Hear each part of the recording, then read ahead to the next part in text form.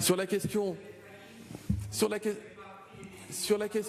Monsieur Retailleau, que vous avez posée s'agissant du traitement par chloroquine. Lorsque le professeur Didier Raoult de Marseille, de l'Institut hospitalo-universitaire de Marseille, m'a fait part de son souhait de faire un projet de recherche clinique, en 24 heures, je lui ai donné et fait valider par les autorités compétentes un protocole clinique lui permettant de tester le médicament qu'il a essayé, d'ailleurs une bithérapie en l'occurrence, ce n'est pas de la chloroquine, chloroquine plus azithromycine, qu'il a testé chez 24 malades, il a publié les résultats. Bien, il fallait avancer, on ne peut pas se limiter à une étude de 24 malades dont on n'a pas encore tous les paramètres pour pouvoir dire on va en donner aux malades et aux patients français. Donc j'ai demandé à ce qu'il y ait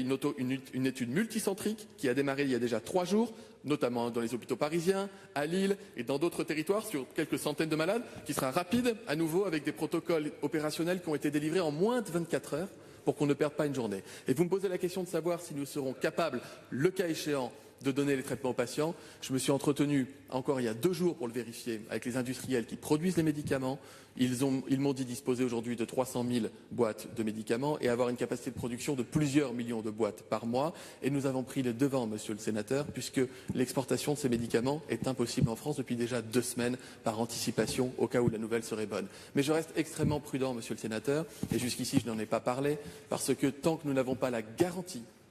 de la sécurité sanitaire et de l'évidence sanitaire de l'utilité pour les malades de ce traitement, je ne veux pas en faire la promotion parce que ce serait dangereux. Nous l'avons vu il y a un mois, lorsque les Français ont commencé à se jeter sur des boîtes de chloroquine dans les pharmacies. Ce n'est pas un médicament anodin, il peut avoir des conséquences sur l'impact, l'état de santé, et je serais totalement irresponsable comme ministre de la Santé si j'en faisais aujourd'hui la promotion. Mais croyez-moi, si on peut avoir une bonne nouvelle,